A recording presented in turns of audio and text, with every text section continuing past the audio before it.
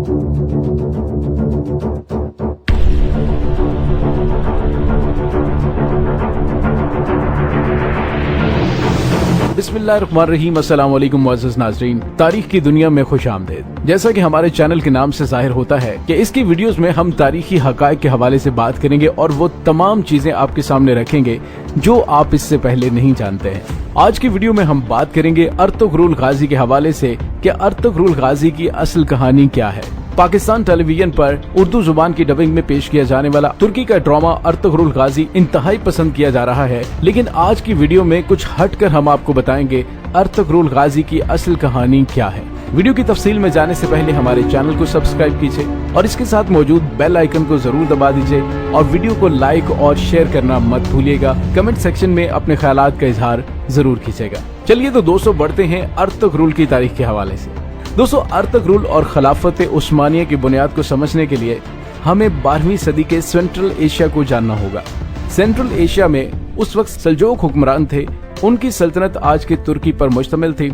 कुनिया दारुल हुकूमत था और ये पूरा इलाका अर्ज़े रूम कहलाता था। सल्जूकी रियासत की एक तरफ मंगोल थे और ये मारते धाड़ते खोपड़ियों के मीनार बनाते हुए आगे बढ़ते रहे। ये सल्जूकियों को रोंद कर मशरकी यूरोप और मशरक़े वुस्ता तक जाना चाहते थे।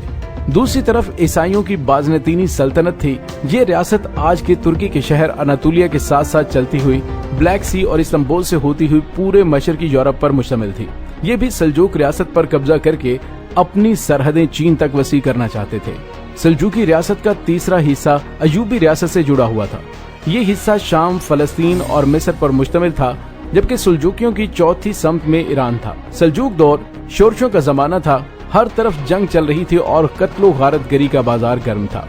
मंगोल और बाज़नतीनी ईसाई दोनों बैतुल मक़दस तक पहुंचना चाहते थे, लेकिन दोनों के अज़ाइम के रास्ते में सल्जूक और अयूबी दो मजबूत तरीन रियासतें खड़ी थी।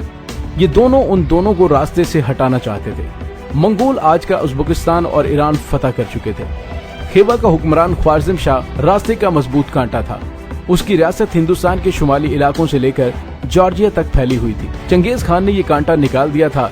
इराक में अब्बासियों की हुकूमत थी और मिस्र में ममलूक खानदान बरसरे इक़्तिदार था। ये भी बाज़नतीनी और मंगोल हुक्मरानों का टारगेट था, लेकिन अयूबी रियासत और सल्जूक हुक्मरानों के होते हुए मिस्र और इराक पहुंचना मुश्किल था।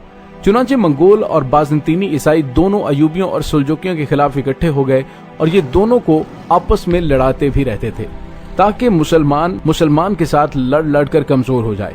दूसरा, मंगोल भी अयूबियों और सल्जूकियों पर हमले करते रहते थे और तीसरा, बाज़नतीनी सलीबी जंगों के जरिए अयूबी रियासत पर हमलावर होते रहते थे।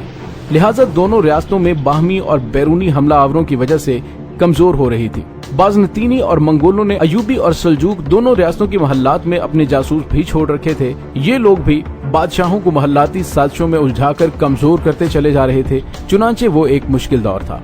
सल्जूक बादशाह अलाउद्दीन सल्जूक रियासत का सुल्तान था। ये मंगोलों, अयूबियों और महल में मौजूद गद्दारों से बैक लड़ रहा था। ये किसी चौथे महाज का मुतहम्मल नहीं हो सकता था, लेकिन उसके खिलाफ एक चौथा महाज भी सर उठा रहा था और वो था बाज़नतीनी हुक्मरान। अलाउद्दीन सल्जूक जब मंगोलों या अयूबियों से लड़ने के लिए निकलता तो उसकी पीठ नंगी हो जाती थी और उस पीठ पर बाज़नतीनी छुरा घोंपना शुरू कर देते। वो यकसुई कायम रखने के लिए अपनी पीठ बाज़नतीनी ईसाइयों से बचाना चाहते थे।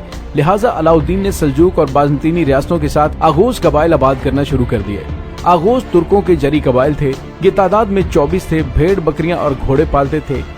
मर्द तलवारबाजी और तीर अंदाजी के एक्सपर्ट थे और औरतें इंतहाई उम्दा रेशमी कालीन और सूती कपड़ा बनाती थीं। कबाइल के सरबराह बे कहलाते थे। कबाइल की जुबानों के 37,000 लफ्ज बाद अज़ां उर्दू में शामिल हुए। हमारी जुबान का हर तीसरा लफ्ज आगोज तुर्क कबाइल से हिंदुस्तान आया था।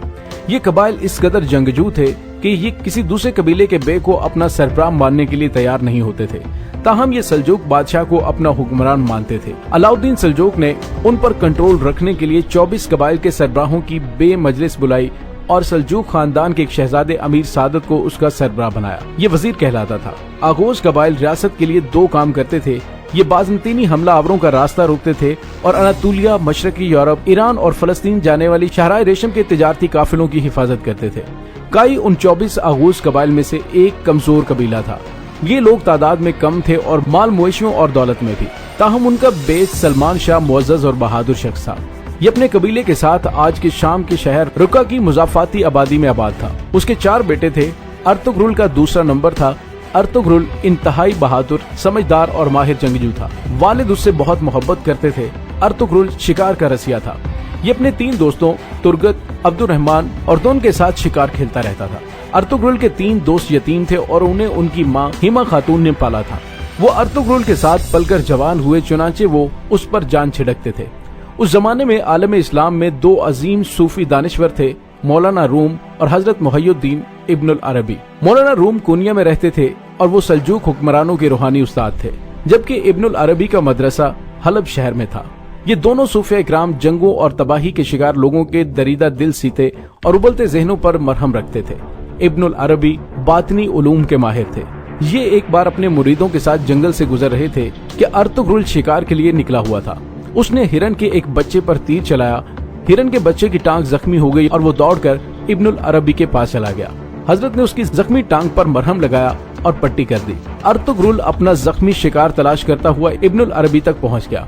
हजरत ने उसे अपने साथ बिठाया, खाना खिलाया और उसकी आंखें और पेशानी देखी और मुस्कुराकर फरमाया कि तुम्हें जितने मुल्कों के नाम याद हैं तुम वो बोलो।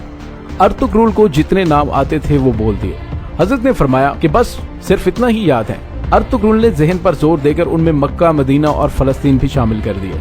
हजरत इब्नुल अरबी मुस्कुराए और फरमाया, जाओ ये सारे मुल्क तुम्हारे हुए। अर्तुगरुल का कबीला उस वक्त कहत साली का शिकार था। बर्फबारी सर पर थी और ये लोग अपने जानवरों के लिए खुश्क चारे तक का बंदोबस्त नहीं कर सकते थे। चुनांचे उसने तंजिया नजरों से इब्नुल अरबी की तरफ देखा, मुस्कुराया और उठकर चला गया। अर्तुगरुल की इब्नुल अरबी से दूसरी मुलाकात हलब शहर में हुई। ये उस वक्त सल्जूक खानदान की एक मफरूर शहजादी हलीमा के इश्क में मुब्तला थे। कबीला उस इश्क के खिलाफ था क्योंकि ये शादी आगोज रवायात के भी खिलाफ थी और ये सीधी सादी सल्जूक हुकूमत को आ बैल मुझे मार की दावत देने के मुतरादिफ भी थी। और कबीले की ये हालत थी कि उनके पास सर्दियों में सर छुपाने और खाने के लिए गंदुम तक नहीं थी। अर्तुगरुल के मजाज में कंप्रोमाइज का मादा नहीं था, लिहाजा ये डट गया। ये उसकी मुश्किल जिंदगी का मुश्किल तरीन दौर था और वो उस दौर में धक्के खाता खाता इब्नुल अरबी के मदरसे पहुंच गया। इब्नुल अरबी ने उसे अपने पास मेहमान रखा, उसकी फिक्री रहनुमाई की, उसको तसल्ली थी। मैं यहाँ आपको ये भी बताता चलूं कि उस जमाने में इस्लामी मुल्कों के अंदर एक खामोश तहरीक चल रही थी। ये लोग सफेद दाढ़ी वाले कहलाते थे। उनकी दाढ़ियां छोटी और सफेद होती थी। ये इंतहाई बाअसर, अमीर और बाअमल मुसलमान थे। उनका एक मजबूत जासूस नेटवर्क था।